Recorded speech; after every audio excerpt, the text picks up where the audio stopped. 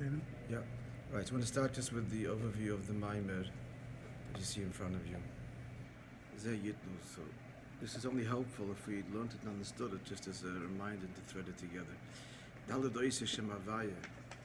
So the four oases of Shemavaya, even the Shem is Ab, Sag, Ma, and Ban, which they are Hashem Bechinas Hamilui in the Shemavaya. It's not only the Nekuda, Yudke, Vavke, but the Mil of Shemavaya. Av Shem Mitzamtim Sim Mamshichim Besoir. Even though on the one hand, since there's Oisius, obviously, so they Mitzamtim and they draw down the Oir. Shari in Yonam Tzimtzum Bispashtos Amshocha Bispashtos, as we explained, Yud is Tzimtzum and Hey is Ispashtos and Vav is Amshocha and the final Hey is Ispashtos.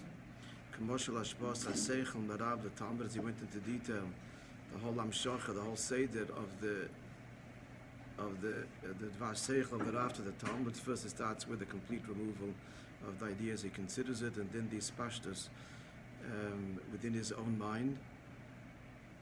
And then the Hamshocha, how he's going to bring it down, and then the Ispashtos, again the final Dibur, as he explained at length. Notwithstanding all of these properties, it's not something additional to that in the Velikus. The Oasis Atzmim did not conceal. Like in the mashal itself, the ikir there is the oir and not the oisius.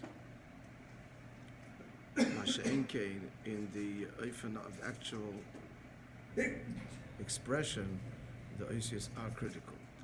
So the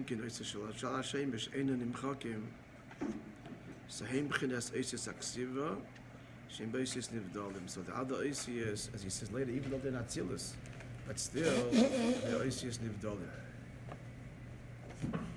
They're separate. This is like the Toras Menachem and Balpeh. The oisius are Toras Menachem and Meises Achkika, and therefore they're not negotiable. They're not, and the whole mashal of the Rav also, they're not negotiable, as we explained at length.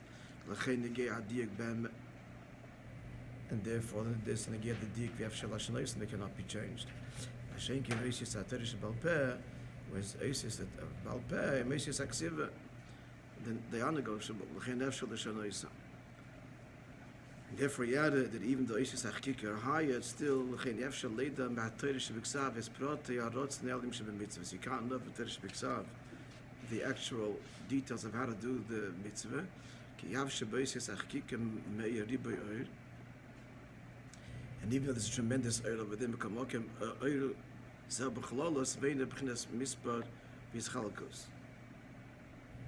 So he explained here, it doesn't bring it, give it the kitzur, but at this point in the maamer explained the stira. What was the stira? About numbers. Yeah, sometimes the bigger numbers are higher, and sometimes smaller. They're lower. What was the answer? Right? That's the perspective of Kalim versus Earth. So we're speaking about Bigger number is a higher Earth. Speaking about the Kalim, a bigger number is a lower Kalim. It's the opposite. But still the question persists, why speak about the number when it comes to Earth, which is Poshet? What was the answer? If you were to put that into Kalim down here, you would need that many many to be expressed Kalim. in Kalim, you need a Riboy Oisius. Yeah.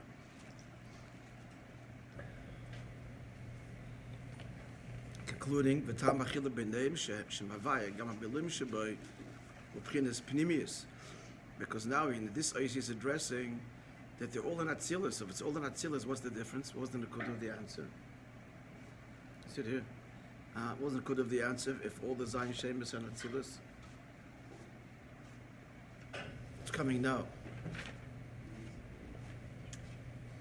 Right?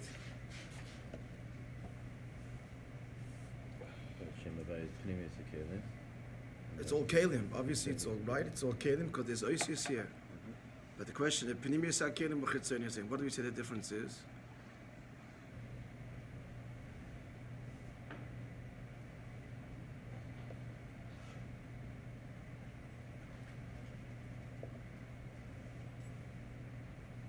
What do you mean we say Pnimis HaKeli or Chitzonius HaKeli? What's the difference? Form something in the air to a certain extent. What does that mean? It's like the tzir of the or itself. That's Give some Misholim, I gave a number of Misholim for it. Yeah. The tzir of the Oyer itself, as opposed to the Oyer what contained. we're able to see from the As opposed to Kalim, Mevushim, and Ichalis. as a, well, yeah, that's what does this mean? As opposed to the Oyer contained in the Keli. What does it mean? The tzir in the Oyer as opposed to the Oyer contained in the Keli. Pnimius HaKeli means a tzir in the Oyer. We gave a marshal of a film.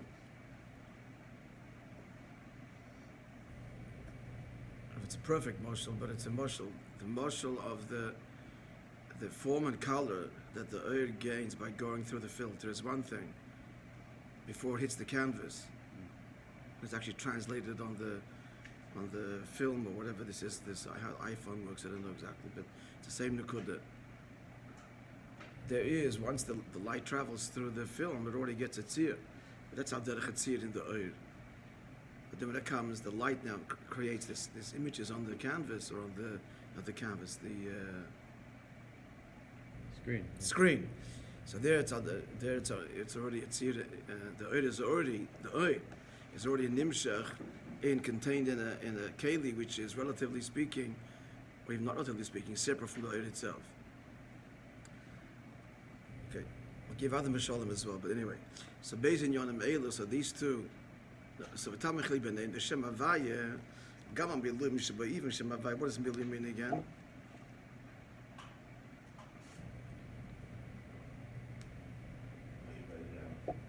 Milui, the miluim Shem Havaya, no? Yeah, you write out the ICs. So what are they? Just tell me what they are. We said before at the top of the page. How many miluim are there? 4. And what are they? And what are they? Ab is what? What dominates Ab is Chachma v'Atzilus. It's all Atzilus. What dominates Sag is Bina v'Atzilus. What dominates Ma is Zoh. What dominates what's obvious Ban is Malchus. But how you explained it, how you see it in the Oisius, the middle of the Yud. Ban is Milui Hey. And what's Sag and Ma? It's a combination. And he explained in detail that there is various combinations that therefore reflect either Chachma or Bina or Zoh or Malchus. It was an interesting diak why in Malchus it's a replica. The Hey, the Milu is a replica of the actual letter itself. Not Hey Aleph, not Hey Yud. Why is that? Because Malchus is bittul, I guess, gives over what it has. They give him much in between a big Talmud and a small Talmud. The big Talmud can give over in his oisius. But a small Talmud can dafka convey only in Yehuda from the Rav. Concluding the Maimah, based in Yonim Meleb and Neshamas Yisrael. So this is also exists. What's the two in Yonim? What's the two in Yonim? The whole Maimah is revolving around these two in Yonim. It was explained these two in Yonim. Namely, what? Shem Havai as opposed to all the other Shemas. This whole Zeh Yitnu, Trum Bala Havai, it's all to explain that cryptic quote in the Zohar. So these two in Yonim exist by Neshamas Yisrael, and Neshama Kameshe Batzilos, that there Sheshosh Mepinimis Akel. So the Neshama is the way it is, Lamaila, then there's the Neshama Kameshe Bebiyah, which is already Nimshech in the world of Levushim, and even lower, Hecholos. The Kol Mokim is the whole, now comes the whole punch of the Maimah, the Gilim, Milas, and Neshama, Einer B'Yoysa Belis Melyonim. The Trumol Havai is dafka where in the second Machzis, in the Machzis HaShekel, in the Asora Geira, going on the Nefesh Abamis. That's where the Zohar concludes Trumol Havai. Where do we see that in the? I was thinking about that yesterday. Where do we see it in the rest of the Maimah? So we're looking at a parallel in the Neshama versus the whole description of Shem Havaya till now. So that's all to explain Pnimis HaNeshama L'mayda, Neshama Natzilus. The parallel is the way the Neshama is in Natzilus. But in the Maimah till now, it didn't. it didn't come out that the whole Maila is in the bottom. It was leading to it. The Trumul Havaya was all leading to it. It's a big chiddush. First he explains the Maila of Maila, and then brings out that the whole Havaya is dafke with the Nefesh Bahamis. In other words, the true pnimius of the neshama, as it is Oisias Achkika, only comes to the fore when it deals with the Nefesh Bahamis. That's when the pnimius neshama is revealed. The pnimius neshama, the way it's in Atzilus, its true pnimius is not revealed. It's true, so it comes out. Its true property of being Oisias Achkika, of being one with the Likus, is not really manifest there. The chiddush is that where is the mile of the neshama manifest dafke in the avodah with Nefesh Bahamis. That's what this. Without going to the whole Zohar again, actually the end of it, the last little kitz will give it to us a little bit here. The kamokim gila imalas neshama eina be yosef ben smell yonim, but rather el dafke kvish avodas avodas be Nefesh Bahamis. Concluding the Maimon, last paragraph. Zeh shascholas shatchil. That's why the beginning of the Torah gives us the tziva machzah shekel. As the Zohar notes, it says machzah. It doesn't say machzah of what. The whole seder is very strange. It says machzah shekel stam. Why? Because that's going on half. Which half of the person never shall he kiss the etzem on the shama. The Yachre is that he says etzem gerem shekel 20, because now he's introducing the Kriya never shall he kiss kivishim zebeshim never Bahamis. Nefesh Elikis says it's invested, it comes to Nefesh Bahamis. And then he concludes, when you now base them at Trumul Havaya, the Trumul Havaya is only the end, the conclusion of the whole Seder, because that's the Iker Kavana with the Neshama connects to Havaya, meaning here, the true Pnimius, Eisis Chachkika, Shem Havaya, that happens when? In the Esrem Ger HaShekel, when the Neshama engages the Nefesh Bahamis. That's a simplistic summary of that very cryptic Zohar. That's the whole point of the Maimon. Okay, friend, this was again only useful as just to remind us of the flow of the Maimon, but not beyond that. Okay, now we'll begin Purim Maimon. There's two. I didn't make a full photocopy of it. We got the first 2 pages, which will be enough for today. And let's begin. See, there's 2 sets there, not back to back.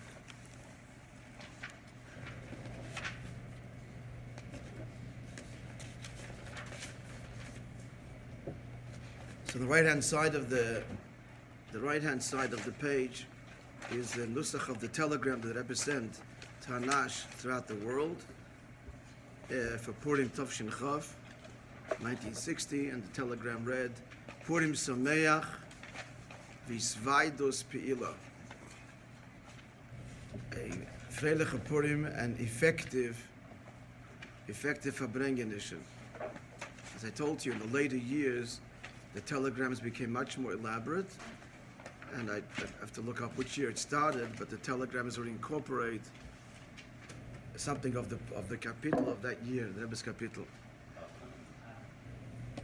On Purim, Vada was upcoming. Purim was still probably the year before of that year, and that would not just be the telegrams for every Yom Tov, but also the Michtavim Kloliyim, the general pastoral letters, as it's called in English, that the Rebbe would address to all Bnei Yisrael. So in the later years, they would incorporate certainly the Pesach letters, psukim of that capital, the Rebbe's capital of that year. But that came later. Balaila, ההוא, נודד אשנס המלך. So the chapter 6 begins with, on that night, the king's sleep was disturbed, and then the story has to bring his the book of Chronicles, and there is read to him the fact that Mordechai had saved his life and he was never duly honored, and Haman is pacing in the hallway, and Haman is instructed to do so to Mordechai. Maybe Rabbeinu Nisieno.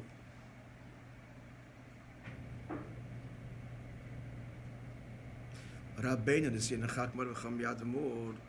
So the Fidik Rebbe brings Minhagim Mariel. So the Minhagim of the Mariel who brings all the Minhagim, especially Minhagim Ashkenaz. Balaila, ההוא, when the reader comes to this part, tzarich lagbi as koiloi, b'kriyosei, he should raise his voice, the vishizeh, take fish on this, because the Maril says this is the force of the miracle happens here. Maksha says, and the Fidik Rebbe asks in his Maimer that he said in Tafshin, 20 years earlier, 1940. So he asked the Chayr, the Tekfish on this, so Tachanuli Esther, that's not the miracle. The miracle is Esther's supplications, V'cholein Yonim Shosta, and all that she did, the Levatlas Agzeda, to nullify the decree. This is really it's a nice part of the story. That Haman is forced to parade Mordechai in the street and he gets humiliated. But it's incidental. Why is it that the force of the miracle of Purim begins with the king's sleep being disturbed? Maybe he brings the Bendisa Beyalkot, says in Medrash, Balaila, ההוא, not the Dashnas HaMelech, that night the king's sleep was disturbed. Ze Malka Shalolam. On a deeper level, it refers to the Eibishter. Hashem's sleep is disturbed. Now, what does this mean? And the fact that the divine sleep was disturbed, that indeed is Takfish Nes, that is the force of the whole miracle. That's where it all begins. That's the fulcrum, the crux of it. That is what the Fidik Rebbe brings in answer, quoting the Medrash.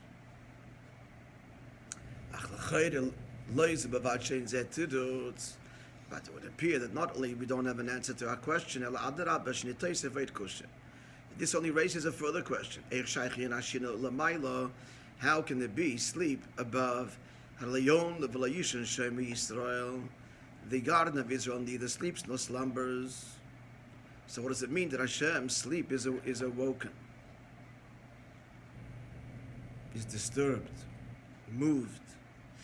The Yuvan back to Mashakosov understands by first prefacing that which the pasuk says in Mishlei, Kamayim Aponim Leponim.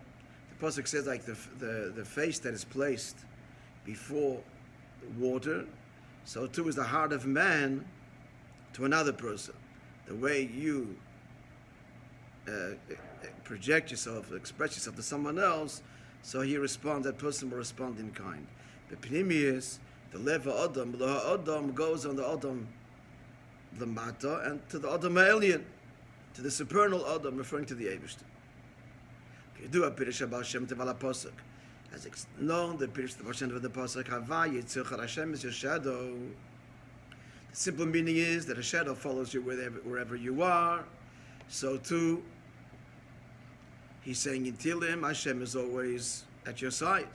That's a simple meaning, but said the Baal Shem Tov, the deeper meaning is that a shadow is a reflection exactly of the person.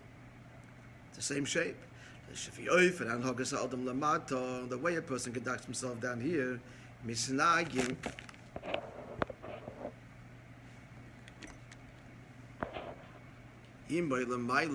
That's how they conduct themselves. Heaven conducts themselves, as it were, with him above. What's the difference between combine panim lepanim? What do we need about? No. Is there repeating just the same idea, or? L'chayre. Also in the same capital as Lo Yonim Lo Yishar Shem Yeah, but I don't know if it adds anything. Actually, no. I'm thinking there's a mind, but it's a different Indian. I don't know the answer to your question.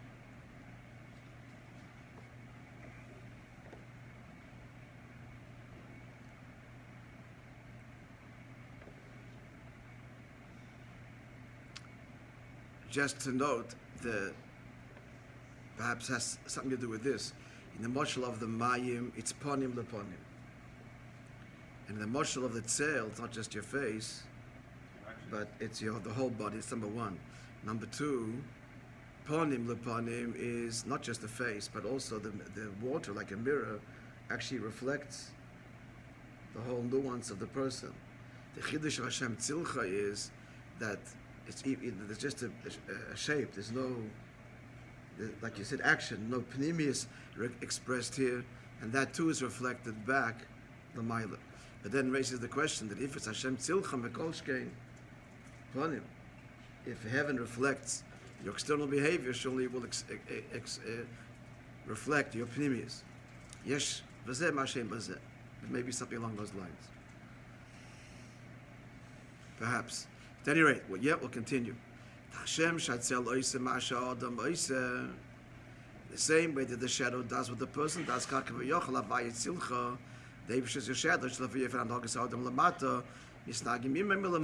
way the person conducts himself down here is the way they conduct themselves above. Now it's interesting the use of the plural. What is they? Who's the they? Huh? What do you think the they is? Misnagi means they.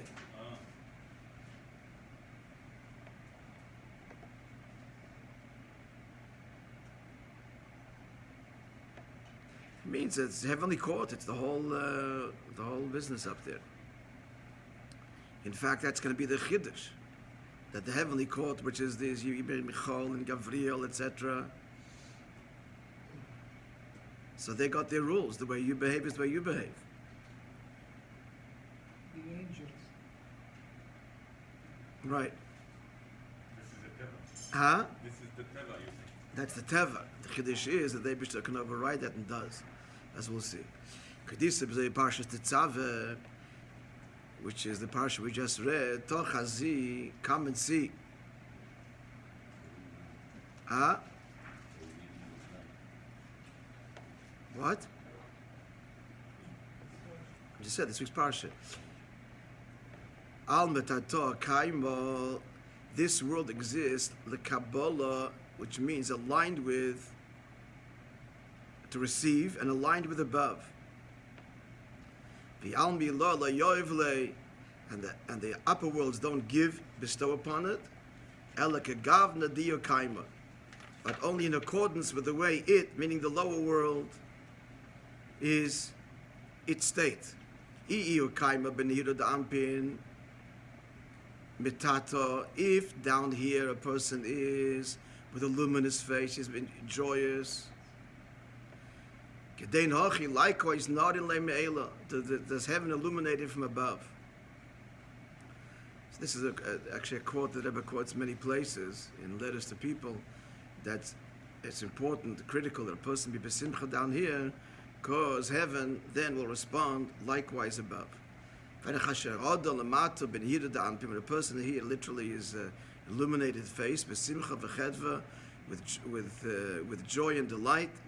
Azay nimshach gam v'lemaylos, he draws down upon himself simcha v'chedva, joy and delight, v'nehiru da'anpin, and a luminous divine face. Mashenke lepe chas v'sholem, if a person is sour and angry down here, then he elicits anger and broiges upon him.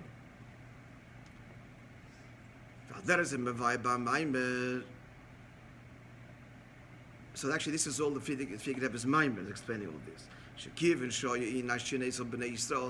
the teva is, as we're saying, that since Yidden then we're in a spiritual, so we've just established that heaven responds and parallels our behavior down here. He brought Hashem Tzilcha, K'mayim Ponim Al-Ponim, Havai Tzilcha, and the Zoyar. So here's a big chiddush. So since the Yidden here were in a state of Shina, spiritual sleep, right? As he goes on to explain what that's going to mean, that there was a state of spiritual sleep, and as a pearl that affected Shetemura Zeh. They affected, instead of Shlayonah V'Leishon Shem Yisrael, that the Ma'il Hashem should be in a state of wakefulness. It wasn't that way.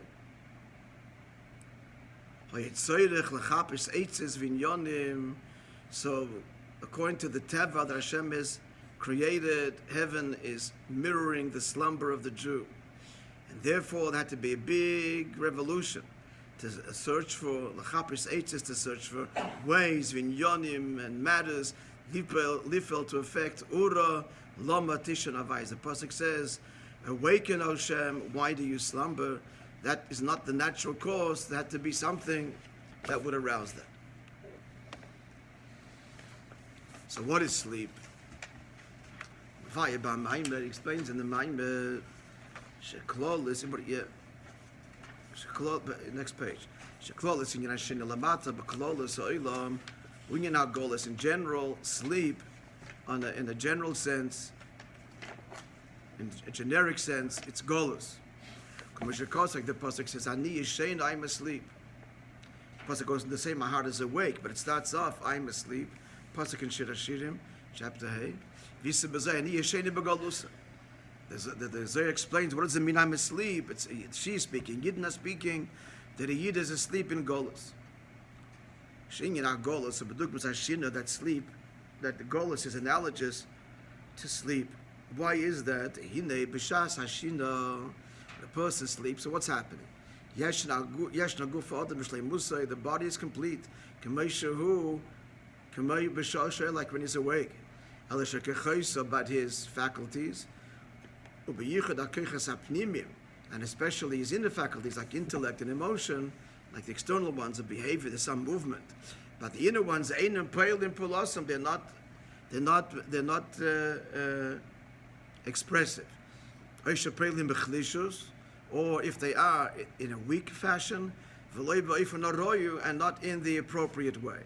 There is some emotion, there is some intelligence, but it's in a very, very muted and not proper not in an integrated functioning fashion. More detail now. But Proti says in the Yidua, it's known, generally speaking, sleeping begins with the closing of the eyes. Some people have mastered the art of sleeping with their eyes open, but in general, it starts with the eyes closing. They explain that now, but Baruchnis. What do we see here? When it comes to other limbs, you can't looking at the limb, taking a picture of a person's hand, not seeing the rest of his, what his face is doing. You don't know if he's awake or asleep. You don't see the difference when he's sleeping, as opposed to when he's awake. Like you do see, looking at his face, his eyes in particular. There you see, is he awake or asleep? Shas good is when he's sleeping, they're closed. Now what does this mean? Sight is very, very important to the human condition. Literal sight, to be able to physically see. And then there's spiritual sight, enlightenment, understanding. The pasuk says the wise, his eyes are on his head, and the fool goes in darkness. And here he means not physical sight, but intellectual sight.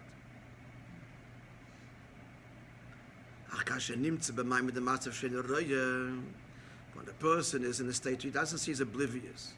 And he's not aware of what's going on around him. He's speaking about spiritual blindness. So he's spiritually sleeping. And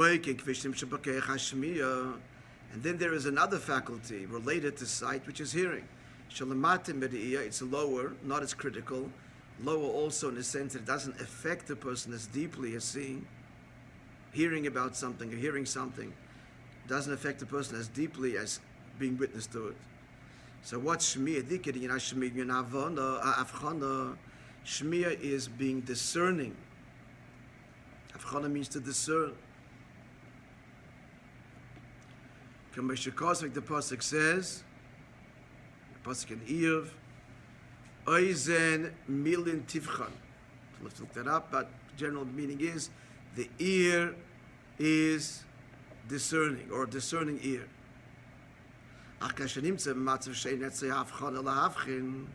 When a person doesn't have this power of distinction, it means insight, perception. He doesn't have this perception to distinguish between good news or bad news. This is also a sleepful state where he doesn't hear properly, doesn't get it. And likewise, all the faculties of the nefesh in the sleep state, they're muted, they're not really working, and they're not seeing properly, hearing properly, etc.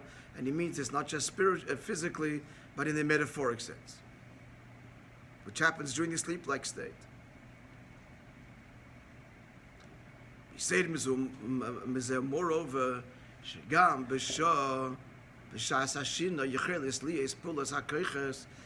when a person sleeps, his faculties can work. He said before, but they work and they're not orderly, not functional. Like in dreams, there's intellect, there's emotion, he's feeling, he's seeing.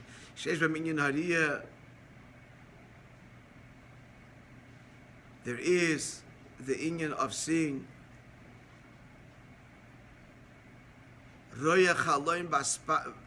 Baspamya in his dream, he could be that he's somewhere else, Haspamya, some elsewhere. How did he get there in his dream? Not a kasha. He's there. And he can hear and all the other faculties, even movement, speaking, sleepwalking. But because he's sleeping, impossible things happen. Fusion of opposites. In his dream, they come together, but it's absolutely impossible, absolutely opposite of truth. So I'll just conclude him as I'm moving. Now he's going